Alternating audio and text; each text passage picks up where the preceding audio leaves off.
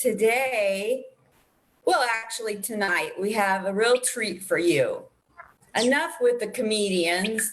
Let's talk to my funny sister and my funny and famous brother-in-law, my sister Claudia Sinclair, and her husband of many years, Cameron Sinclair. Hold up, I had to make an X, make something get out of the way. Cameron Sinclair and Claudia Sinclair. Welcome to Facebook Live tonight, you guys. How you doing? What's Good. it like How are you? What's that? How are you? I'm doing very well here in Vegas. I love being like less than one football field from the Vegas Strip. I'm very close. And there's a lot of action going on, I'm telling you. So I stay in my room a lot. There's been a lot. How are things in Orange County? You guys, you live in the Laguna Beach area. How is the pandemic out there for you?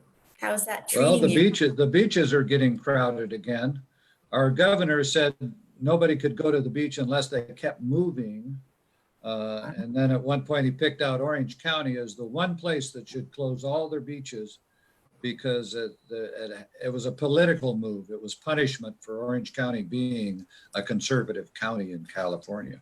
Oh my goodness sakes, of all the crazy stuff. So what have you been doing during the pandemic that you did not do before?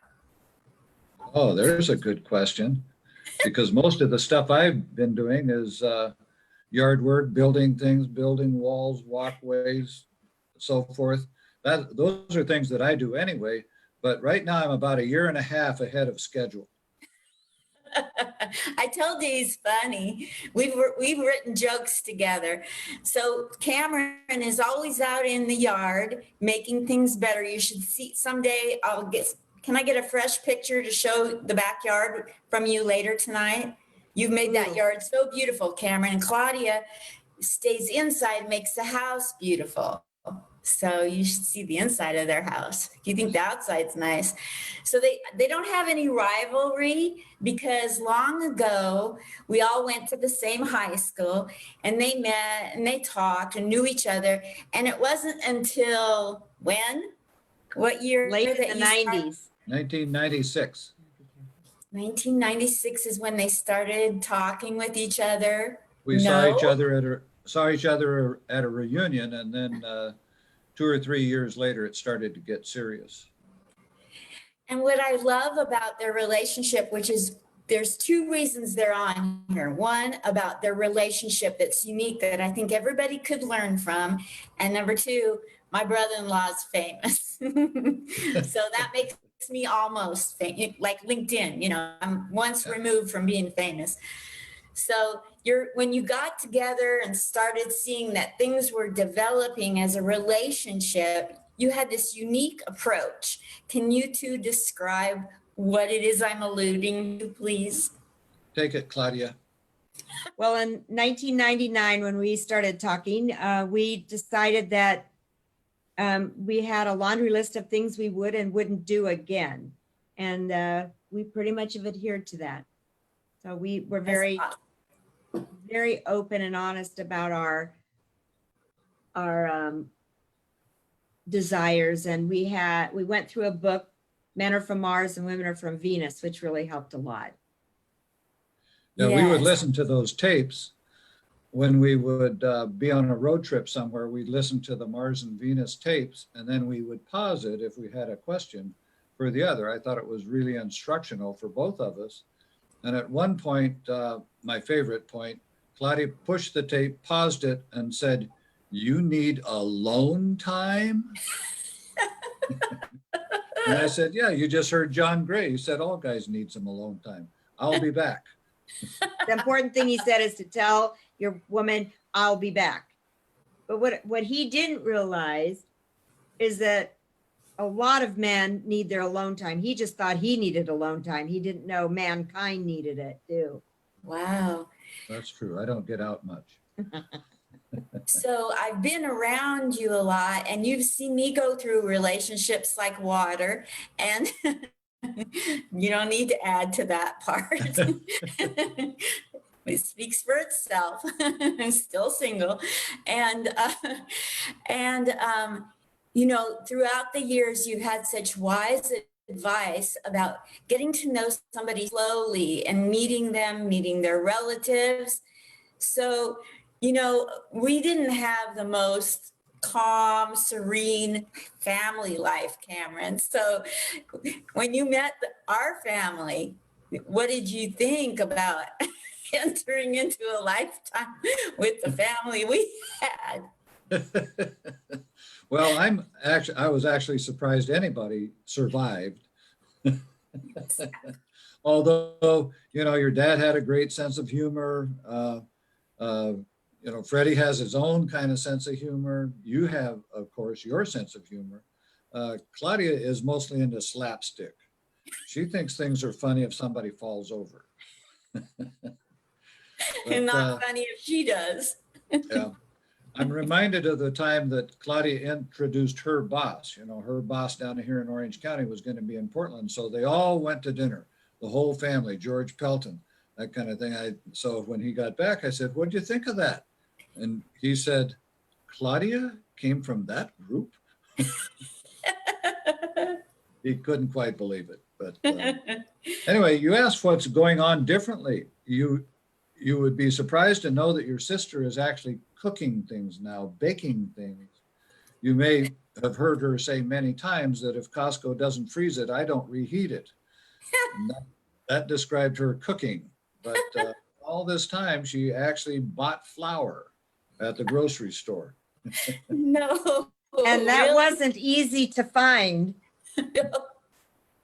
Oh my Or gosh. yeast. Couldn't find yeast either for a while. Wow. That was right after you couldn't find toilet paper. Everybody went out and bought toilet paper and yeast. I don't know how those are related, but that's what they did. What kind of things have you been making, Claudia, that you hadn't before? Oh, I've done stuff before, but I made a apple crisp and a banana cake, banana bread, and Lemon cake, lemon cake. almost as good as Starbucks. Yeah, she's been really productive. She just doesn't sit around all day. You know her, she couldn't sit around all day, so she's got to make something. Every time I talk to her, she's cleaning out and organizing drawers, Yeah, giving away clothes. yeah. That's awesome. I've been, you know, as you know, I've been so depressed about the world that I decided to check in on other comics, and they enjoyed it so much. I've now done, this is my 278th interview. Wow. My goodness. Yeah. Most people couldn't do that in their whole life. Yeah, right. So some people say, you know, you should slow down, you're going to burn out. Well, the only time I burned out during the pandemic is when T-Mobile wouldn't let me get on and do what I wanted to do. I'm spoiled. What do you mean? I can't Yeah. get on. They can send a rocket ship to the moon. I can't do this. This is ridiculous. So I went to the local casino and used their internet and did it. Wow. Yeah, I think that's really special. You know, what you're doing is giving these people a forum. They're sitting at home, and of course, they're, you know, an extrovert in the sense that they want to share their ideas and comedy with others, and you're giving them a chance to do it. I think it's just great. Thank you. I'm having so much. And, you know, like one guy, Michael David Kaplan, I think is his name, in New York, just talking, like if I'm talking to you and you're a comic, the way that you express yourself is going to be a lesson in comedy, because that's the way you form your jokes, the way you think and talk. And I've learned so much from just watching and talking to other comics. You know, it's like this is like a library of subtle comedy training. Like, come to a comedy class, not so much, but listen to Sinbad and see how he thinks. Oh, I'm all about that. Yeah, Yeah, cool. that's great. It's been fun. So then you guys dated and got married, and you had talked through all of the things that you did and didn't care to have enter into your relationship. And I've seen that play itself out while I've been around you, especially the last 6 years. that things don't come up as friction in your relationship. You already ironed that out. And I wish other people would do that. It's so brilliant. Well, one How of did our you come up rules, with and that?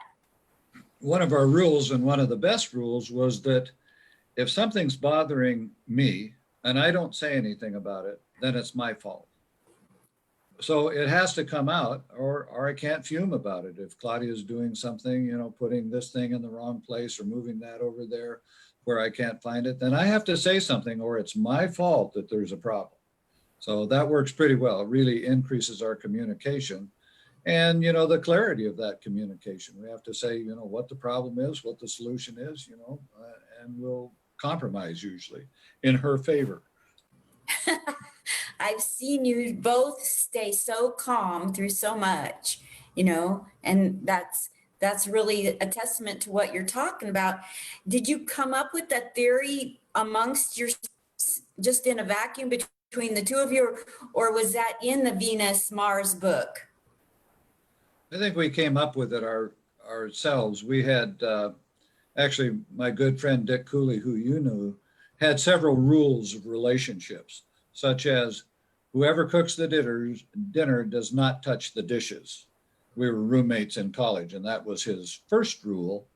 As I was leaving, trying to get out the door one day, he says, you know, I cooked, the dishes are yours. So things like that, you know, if we would have a problem, we needed to talk about it. So, and Claudia and I just iron out everything out before it becomes a big problem. Absolutely.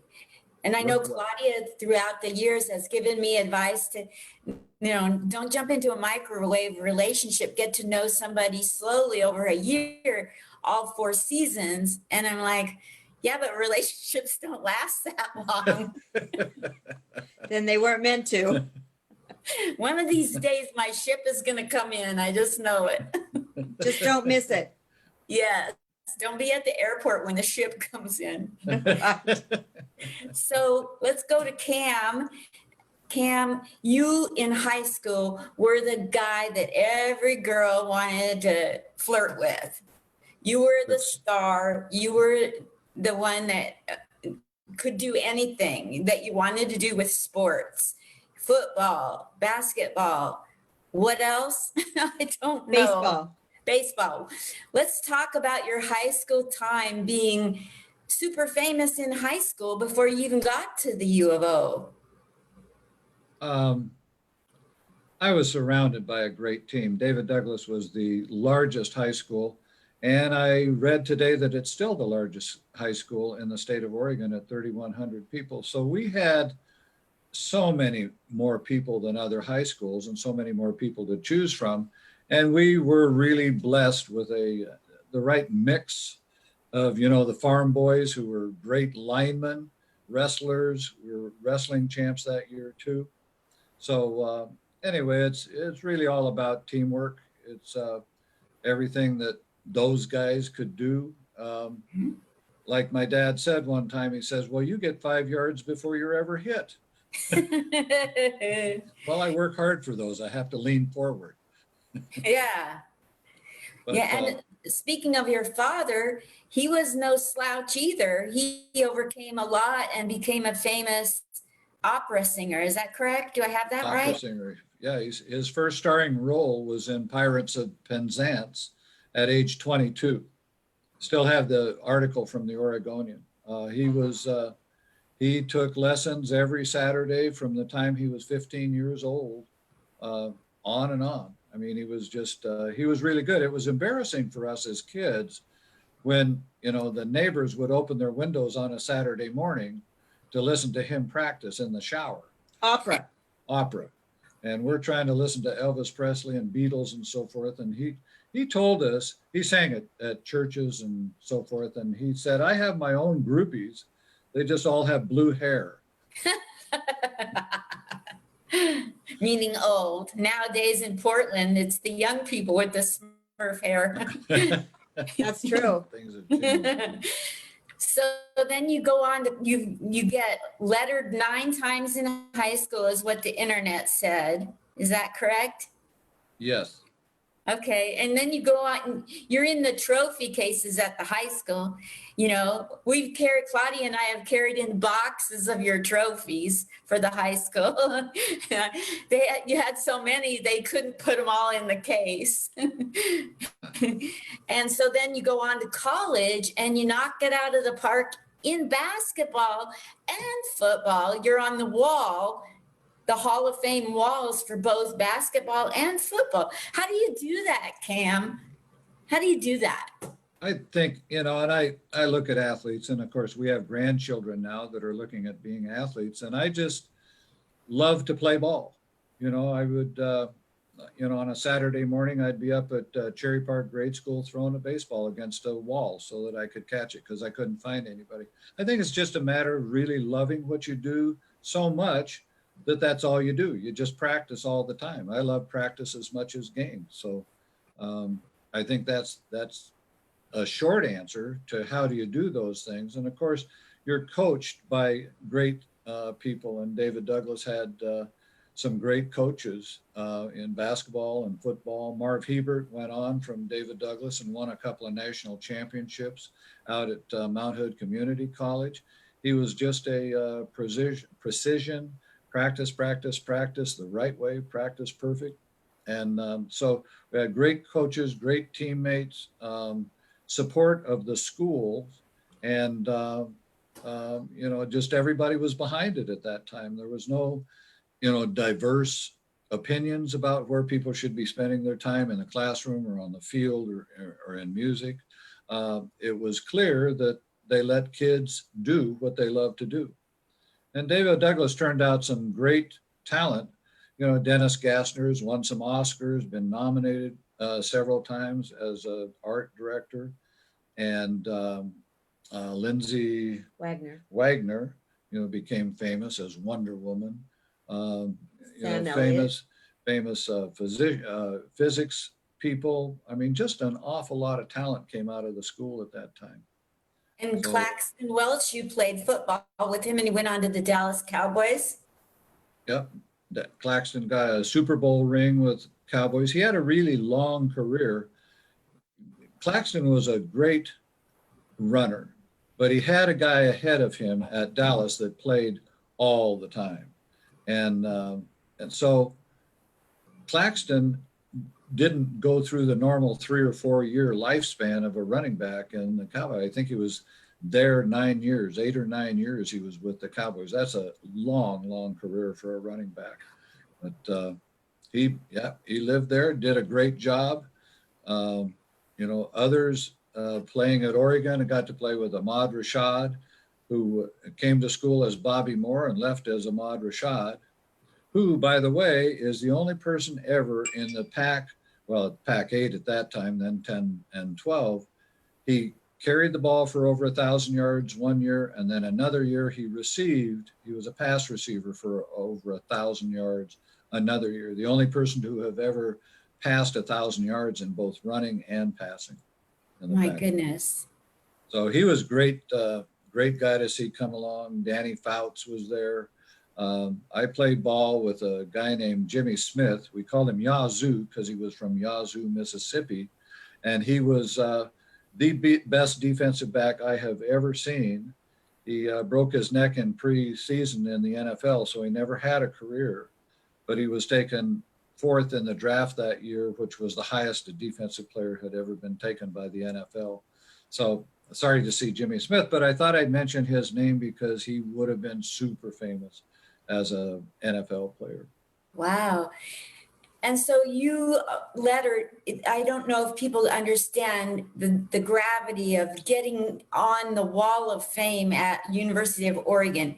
Like you're on both for basketball and for football. So you had mentioned that you had a very high vertical lift in basketball and that your record stood for. Can you expand on that for me? Because I don't recall exactly what those details were.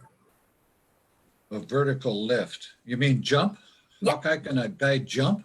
Yeah. Didn't you have a really high jump measurement? Don't use what those big words with us. We don't understand those big words. Yeah, I could jump. It was called a jump reach at that time, 41 inches. That was good enough to be able to dunk the ball. Even though I was only 6 feet tall. But those and one remarkable thing, Claudia and I were looking at the David Douglas record book the other day. Still hold 13 records either at school or in the league or the state For football. for football. 50 years later. You do? So, This is yeah. back in he's talking high school now. Yeah, way back in high school. 13 of your records still hold? Still hold. That's kind of crazy. That's crazy. Yeah, that shouldn't be. But Because everybody's playing soccer now. Yeah. See, my sister is funny. I told you she's funny. You gotta look out for her. So She'll that get you. kind of dilutes my record a little bit. No, yeah. not at all. But they just canceled the football program, so that helps. Did they? No. Oh, good. And so you're in college and you're in your first string at U of O the whole time, right? At that time, freshmen could not play varsity ball, but after that, yeah, the next 3 years I was a starter.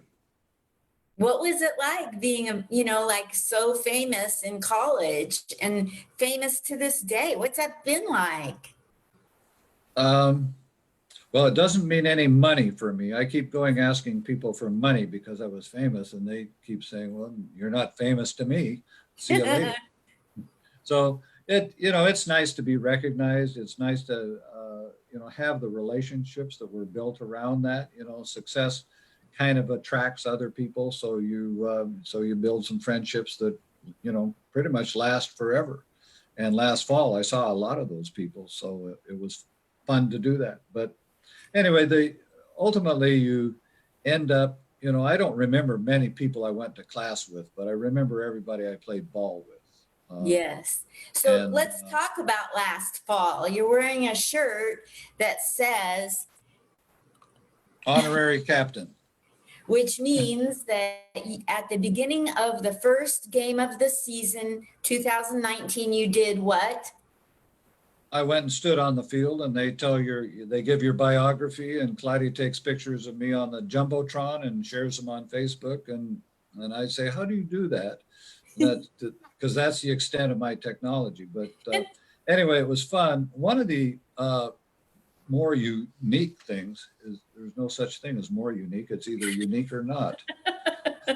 So there were 11 different players that scored touchdowns that day, September 5th.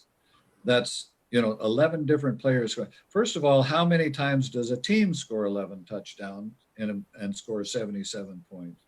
But 11 different players scored touchdowns. And of course, the extra point kicker kicked 7 extra points.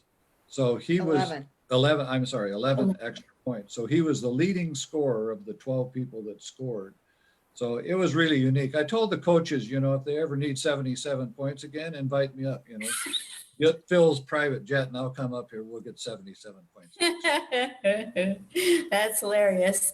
Well, I'm so proud that you're my brother-in-law and that, you've been a good husband and, you've come along and Claudia had children from another relationship and grandchildren, and you've been there through all of that, having a wonderfully blended relationship for me to be able to see vicariously through you. So you've seen how well her children, they both reflect her. Yeah. Monica and Melissa are just, wonderful people, beautiful inside and out, take care of themselves, take care of their families. They're just very, very special people. And the grandchildren are, byproducts of all of that too. I'm so proud of them all. Yeah. Yes. You know all of them. But, for instance, Austin, when he was, I think, 6 years old or 7 years old, he asked his dad for a yellow pad, said, I'm going to write a book. So he wrote a book, The Secret of the Hidden Diamond. And it was a pretty good 7-page book, car chases, cops, chase scene that ended up with the bad guys getting caught and so forth. He just does that. And then he was tired of writing, so he took up the violin and decided he would go on Facebook. You ever see that bit where he's playing the violin and twirling around on the floor on his side? Break dancing and playing the violin at the same time. At the same time. So they're innovative.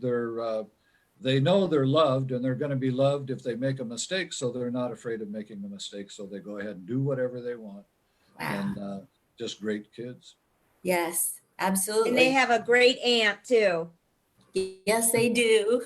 I love them so much. And then you've got Monica up in Washington. So you've got Melissa and her children and her husband right close to you, 5 miles away. And then you got Monica and her family up in the Seattle, up north of Seattle. And they have an amazing family too. One little girl and 2 older brothers, and all the things that brings to life. A 3-ring circus. Yes, it's so fun to see them individually growing up, because they're reflections of the both of you and the stability you've brought. So how am I doing? Does that sound politically correct? Okay. Correct. I think that was correct. Yeah. Yeah. Yeah. So Takes them a while to pick up on my sense of humor. I tell them they need to work on their sarcasm, because then we can have a real conversation. But if you think I'm, serious, we got a problem. Yes. And, Claudia was a school teacher for a lot of years. And at what age do school children learn, humor, Claudia? It depends. Austin already gets Cam's humor, but the others don't yet. Yeah, So, Austin's sharp that way. yeah, he is. Yeah. I think Eli would get it, but he's not around Cam that much. But Yeah. My answer is the 3rd grade is when their sense of humor gets to the point where they can tell a joke. Before that, it's, you say caca or poo poo and they laugh at that, but it's not really a joke. It doesn't have a setup or a punchline. So, but that's my opinion is somewhere around the 3rd grade is when they feel enough confidence to tell a joke and they start to see humor in the world. Probably with you, that started at about 6 months old. You started seeing the world in a funny way and haven't stopped yet. that's because you had a twin brother though, right? Yes. And he has a wonderful sense of humor. Yeah, he does. Doesn't he though? My twin brother, Freddie. He'll forever be called Freddie. You never get over those little nicknames. Nope. Nope. No. So is there anything you want to say to inspire people in relationships or getting through their very first pandemic, or how to be kind to people that don't necessarily have the same color of skin? Anything you want to say to the masses of 10 or 20 people that will see this video, including our relatives? Well, I think there's an important lesson, regarding the 2 guys in the kayak. In Alaska, they were crossing that bay and one of those cold winds came up and here it is just freezing. So they lit a fire in the kayak and they sank. And the wisdom is you can't have a kayak and heat it too. You can't have your kayak and heat it too. Let me start over. We get the point. That's a funny story. I remember one time, you guys, I was staying at their place. And, I come there and stay a week or 2 and hang out with my sister, go shopping and drive Cam nuts. And decided to write a joke with Cam. And we labored over trying to make this joke happen. And I was coming at it from the right side of the brain, and Cam was trying to be pragmatic and have all the nuts and bolts in it. And we were like, yeah, but. And then along comes Claudia and delivers punchline, and neither one of us saw that happening. And do you remember that scenario, Claudia? Do you remember the joke that we came up with together? I told Cam when we were off camera and you went to get something, come back. So the joke was, when you steal a picture off of somebody's Twitter account, you just go and grab that image and put it on your own Twitter. It's not stealing, that's retweeting. And when you do the same thing on Facebook, you take someone's picture and go, oh, I like this. Here you go, everybody. There's my picture. That's not stealing, that's sharing. So what are we teaching our future generations, our children of the future? We're teaching them to become politicians. And you brought that punchline, Claudia. Yeah. I did? Yeah. Yeah. You did. You delivered the punchline, I think, because you wanted us to quit laboring over this joke. We Probably. couldn't come up with a punchline and say, well, it's sharing, it's stealing and sharing, and that's theft. Well, let's call it a politician. Thanks, you guys. It's been Thank so you. fun. I'm glad It's been more fun, people get to Linda. know you. We'll do it again. You'll be getting fan mail. Get ready. Okay. Bye, guys. Bye. Have Bye. a good weekend. You too. Love you lots. And I Love miss you. you. Bye. Bye-bye. Bye. Everybody's talking.